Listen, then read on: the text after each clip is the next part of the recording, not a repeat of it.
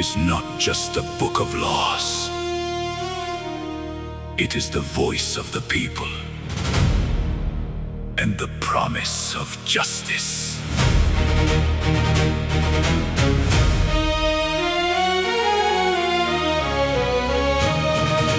ಸಂವಿಧಾನ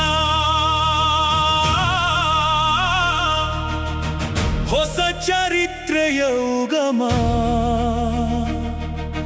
ಸಾರಿತು ಸಮಾನತೆಯೇ ಜಗದ ನಿಯಮ. ಸಂವಿಧಾನ ನಮ್ಮ ಸಂವಿಧಾನ ನಮ್ಮ ಬಾಳಿಗೆ ಬೆಳಕಾದ ಸಂವಿಧಾನ. ಉಸಿರೇ ನಿಂತು ಹೋದ ಬದುಕಿಗೆ ಉಸಿರಾದ ಸಂವಿಧಾನ. ಅಪ್ಪಟ್ಟನದಿಂದ ಜ್ಞಾನದೆಡೆಗೆ ಕತ್ತಲೆಯಿಂದ ಬೆಳಕಿನೆಡೆಗೆ ದಾರಿ ತೋರಿದ ಸಂವಿಧಾನ ನಮ್ಮ ಹೆಮ್ಮೆಯ ಸಂವಿಧಾನ. ಜಯ ಹೋ ಅಂಬೇಡ್ಕರ, ಜಯ ಹೋ ಅಂಬೇಡ್ಕರ, ಜಯ ಹೇ.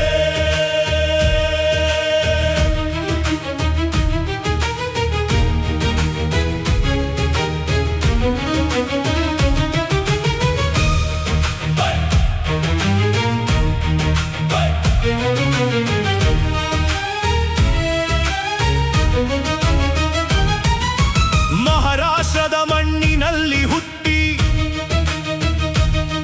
ಅಸಮಾನತೆಯ ಬೇಗೆಯಲ್ಲಿ ಬೆಳೆದು ದೇಶ ವಿದೇಶಗಳಲ್ಲಿ ಪದವಿಗಳ ಪಡೆದು ದಲಿತರ ಸಮಾನತೆಗಾಗಿ ವರ್ಷಗಟ್ಟಲೆ ನಿದ್ರೆಯ ತೋರೆದು ಬಾಬಾ ಸಾಹೇಬರ ಕಣ್ಣಿರಲ್ಲಿ ಬೆರೆದ ಸಂವಿಧಾನ ನಮ್ಮ ಹೆಮ್ಮೆಯ ಸಂವಿಧಾನ.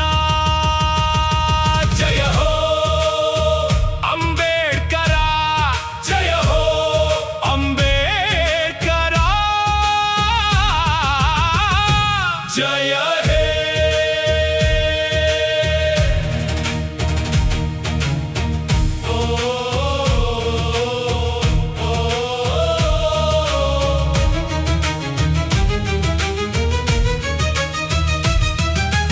ಕಾನೂನಿನ ಭದ್ರ ಬುನಾದಿಯ ಅಡಿಪಾಯ ಜಗದ ಕಟ್ಟ ಕಡೆಯ ಮನುಜನಿಗೂ ಸಿಗಲಿದೆ ನ್ಯಾಯ.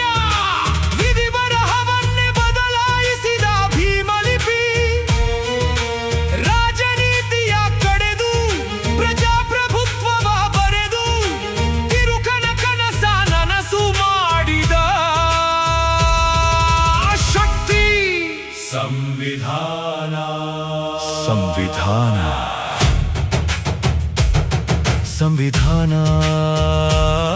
ಯಾರ ಅಪ್ಪನ ಸ್ವತ್ತಲ್ಲ, ಅದುವೆ ನಮ್ಮ ಬದುಕಿನ ಅಸ್ತಿತ್ವ. ಸಂವಿಧಾನದ ಅಡಿಯಲ್ಲಿ ನಡಿ, ಸಂವಿಧಾನಕ್ಕೋಸ್ಕರ ಮಡಿ. ಜಯ ಹೋ ಅಂಬೇಡ್ಕರ, ಜಯ ಹೋ ಅಂಬೇಡ್ಕರ, ಜಯ ಹೇ.